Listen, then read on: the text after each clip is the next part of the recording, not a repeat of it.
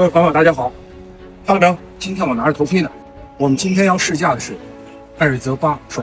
奇瑞把这款车拿到赛道上来试驾，表明奇瑞汽车将向运动方面。艾瑞泽8 Pro 应该是它的第一款车，到底怎么样？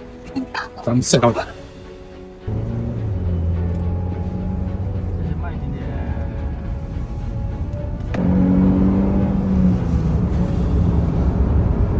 奇瑞艾瑞泽8 Pro， 刚才我们在赛道里边试驾过了。首先说这款车的动力，老管人够了 ，2.0T 的发动机，扭矩490牛。490牛什么意思呢？以前大排量车、豪车 V8、V6 的动力就这水平了，400牛是一条线，超豪华车和豪华车的界限。那么豪华车一般有个350就已经很牛了。这款民用车现在的动力水平堪比当年的豪华车，而且在这么一款车上边，你用到这么强的动力，老管认为实际驾驶过程中也的确够用，尤其在弯道里边，我们考察一款车，考察的是它动力是否随叫随到。踩下油门以后，这车起来了，但是到弯道里边以后，你一定要刹一脚刹车，踩足了刹车进弯道，到弯心之后一掰轮跟油，这车就要起来了。所以这个时候发动机的响应就来了。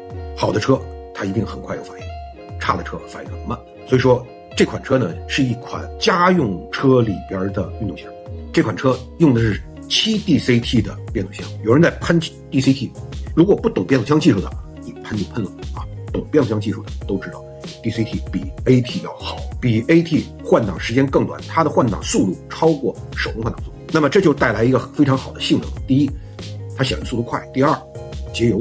怎么节油了呢？因为我们刹车以后，发动机转速就会下降，换挡之后再给油门，重新提高转速，这中间是有时间的。而你换挡时间短，也就是说这发动机转速还没掉下来，你已经完成换挡，车起。所以你开这个车的时候，你会感觉这个车非常丝滑，没有那种顿挫的感觉。麦格纳的 7DCT 的变速箱相当不错。这款车的加速性从指标上看跟电动车没法比，但是民用车够用了。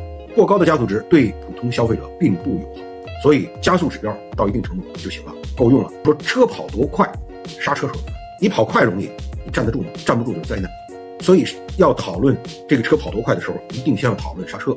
这款车用的跟别人不太一样的技术叫做线控制技术。这个技术最早是奔驰用的，原来我们的刹车都是油刹，前面有一个加力缸叫真空加力器吧，踩下去以后用发动机给它带来真空，增加下压力，推动油泵把活塞张开，这样形成刹车，是这么一个原理。那么它用线控这个之后，也就是我们踩下去的是个电门，它不是机械系统。踩下这个电门之后，它发出电信号，电信号给到4个轮的刹车系统，直接电控刹车。所以这个刹车来的非常快，在这个赛道里边一直在跑，这个车没有一个热衰减的，说明这款车的刹车盘通风系统是 OK 的，这款车的刹车片是 OK 的。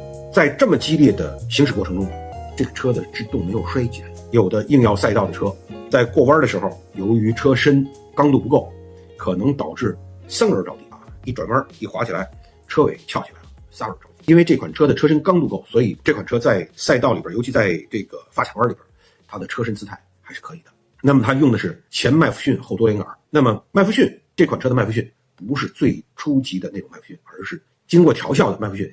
它的构造和我们普通认知的麦弗逊还是有一些不同的，是因为为了适应赛道，它做了一些调整。多连杆的运动呢，相当于这样的运动；拖 AB 的它是这样的运动，但是调好都很棒。当然，多连杆的在过弯道的时候，过坑洼路段的时候，它因为是独立悬挂，遇到坑的时候，这边轮子可能直接就够地了，所以让整个车始终这个着地性非常好。轮悬空了，那就意味着车和地面失去联系了，车很容易失控。多连杆的这后悬架是非常好的。那么如果奇瑞再想做好的车，我相信它的底盘结构和这款车一定不一样。聊了这么半天，总结一下，首先这是一款高性能版的民用车。对奇瑞而言，只要奇瑞想走运动化这条路，想通过运动来提升品牌，我相信奇瑞还会出新的运动款。艾瑞泽8 Pro 只是投石问路的一款车，未来还会生产运动性更好的车，也就是说更专业的车，甚至于有可能奇瑞把自己的车拉到国际赛场上去，跟其他品牌一较高下。对消费者来讲，这款车是家庭运动兼顾的车型，家庭用这款车够了，不管从配置、从舒适性、从空间都够了。作为运动来讲，这款车和专业的运动车还是有差距。我相信这款车很快会跟大家见面，我也希望各位朋友你们试完了以后聊聊你们的看法。